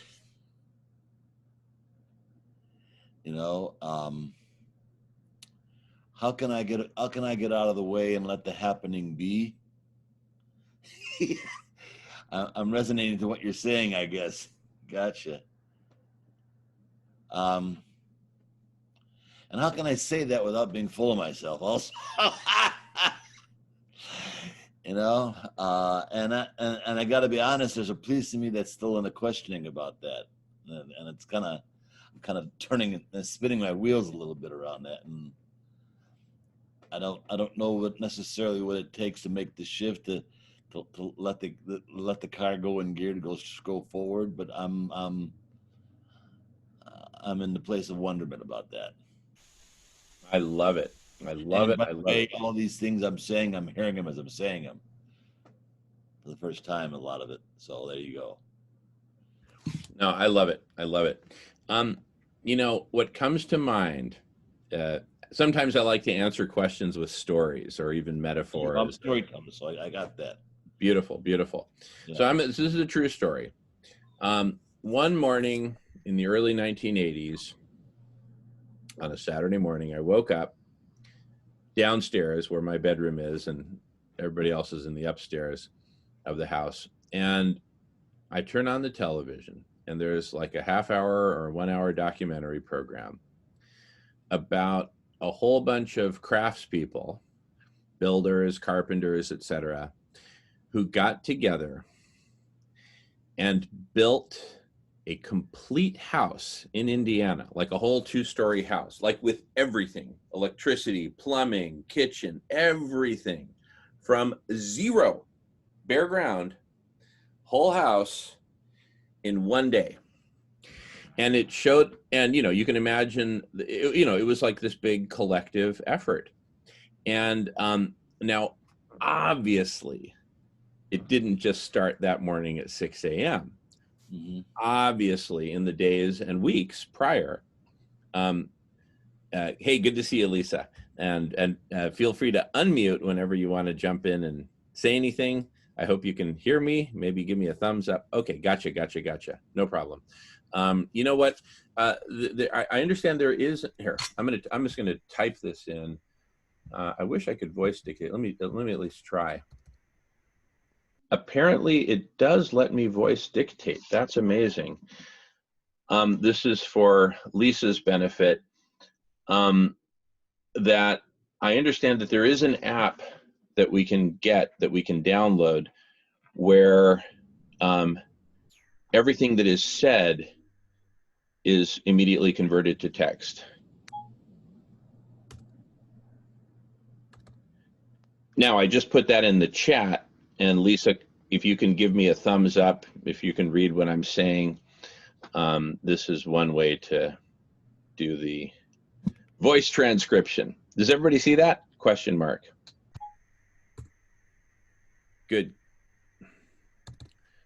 Good. Anyway, Lisa, if you can give me a sign and let me know that you're reading what I'm writing, that would be helpful. So just to continue, we're talking about the story of the house in Indiana. It was like, a Saturday morning or something like that. But like what I was saying was, the project didn't just begin then, right? Saturday morning, 6 a.m. It started days or weeks prior.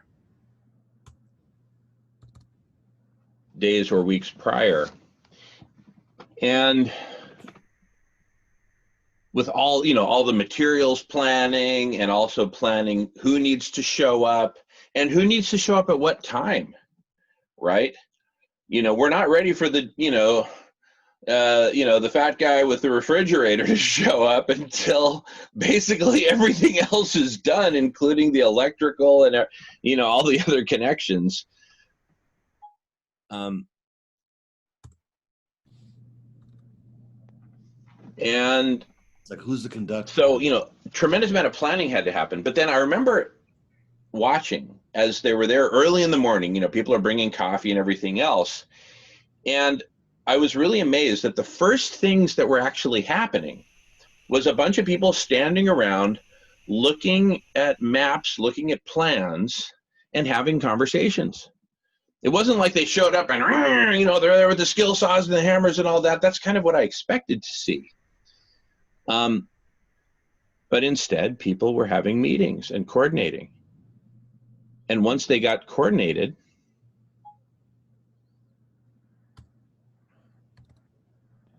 then they got to work, right? And that's what I see is happening right here, right now. And that's what I see as urgent in this burgeoning network of conversations, is we need a whole bunch of coordination and a whole bunch of planning, right, for the physical doing, right? If we want to build a house as a metaphor, we need some maps, we need some plans, we need some architecture. And for me, there's an important element in there, which is David, it looks like you're trying to say something. I'm not. Can you hear me now? Yes, I can hear you now. Okay. There's an element there that I want to throw in, which is. But now I can't hear you anymore, David. I'll try it again. My mic's right here. The element that. Can't hear you, David. Still can't hear me. I don't know why. Maybe I'm not supposed to say anything. I'll be quiet. now I can't. Oh, you know what's going on? Here's what's happening. I finally figured it out. When I'm voice dictating, it suppresses the sound on my end. Like, okay. Claire, raise your hand if you could hear what David was saying when I couldn't hear him. You could hear him, right? Okay, you could all hear him. Yeah, no, it's because, see, I've been voice dictating for Lisa's benefit. Here, let me just put here. Lisa, can you see what I'm writing in the chat, question mark? Hey, Jamin, that's my mother.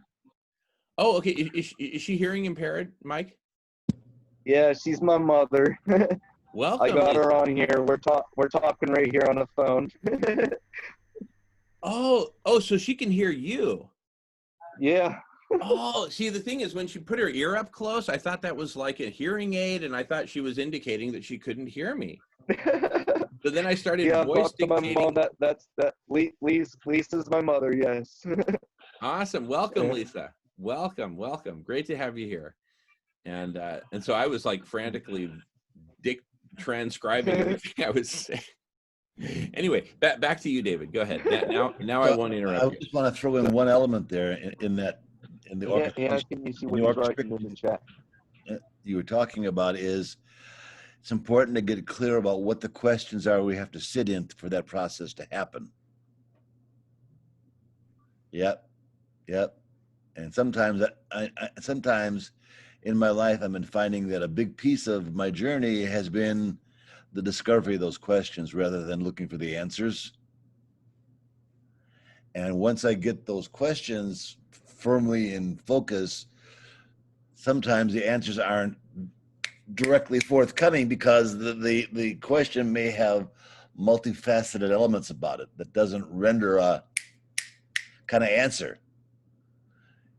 So a piece of that orchestration then is deciphering the questions and how they need to be orchestrated, for want of a better word, understood, lined up, approached, embraced, etc. So that's a part of the process for me, And I guess a lot of my life is, oh my God, I've been asking the wrong questions. So, like, how do I make money? Right? Wrong question. Yeah. Like what activates my soul is more of a. And who am I? Right? Or who are we? Yeah. Who's it being activated? Who are we? How did we get here? Why are we here? Right? Because in that case of the house that they built in one day in Indiana, right? The question was already there to begin with. How do we build this house? Not how do we build a house? How do we build exactly this house that was already planned out, designed, architected, everything, right? How do we do it? How do we build this house? In our case, we don't even know what we're trying to build. Right. So therefore we're not even ready for the question, how do we build it? Right? We don't know. And what I'm suggesting is that there is a pathway to knowing what we want to build. There's a pathway to knowing. And that pathway is through conversation. Yeah, it's like in the good old we're talking about immersing ourselves into the connection resonance. That there is a field that we're all immersed in, that we're all part of, and we're all speaking a piece of it. And in that context, there's a larger conversation going on, which is a we rather than an I, but I'm a part of that we. So it's about allowing myself to be as clear in my expression of this piece of it that's sitting here inside this shirt, and have that be as clear in line with where my heart is as possible, and trust that you're a person of integrity trying to do the same thing. And in the place of that conversation, another being emerges, which is the collective. And it's a big shift from that, all the little I's saying their things, to a really cohesive we coming out, as opposed to an I and you in conflict. And sometimes I just don't know how to make that transition. I mean, I get stuck in the I and you, and Oh, totally, dude. Totally. Well, you know what? Here's the thing. These meetings that we do are intentionally and by design, like that Indiana house. It was designed first before it was built. Intentionally and by design. These are long format conversations. Yeah. Where we get comfortable, we make our coffee, we make our oatmeal, whatever floats our boat, right? And we get in here and we do it. We hang with each other and we talk just like we're doing right now, and resonance emerges and a oneness emerges, right? And I swear to you, there are times I'm looking at the screen after being in it for a while, and I'm looking at one being. It's like, it's like one of those Greek, ocean dragon monsters with 9 heads, and it's like, wow, and that's us. All heads are swaying in unison. That's right. See, right now I see 6 heads on the screen. I presume all of you do too, unless you're looking at a phone and you can only see the speaker talking. But trust me, I'm looking at 6 people on the screen here, and it's beautiful. Yeah. I'm aware that there's at this Diana, welcome. Oh my goodness. Hey, we saw that video of your guest, of our guest who's going to be joining us. So exciting, Diana. What is it? Mackenzie? Robert? Diana! You're on mute, Diana, and that's okay. I wanted you guys to practice lip reading, so that's thank you. Yeah, it's Robbie Mackenzie. Yeah. Awesome. Yeah, we saw his video, we loved it, and I'm just super psyched. Oh my goodness. Yeah, he is he's a great human being. He's awesome. I'm just gonna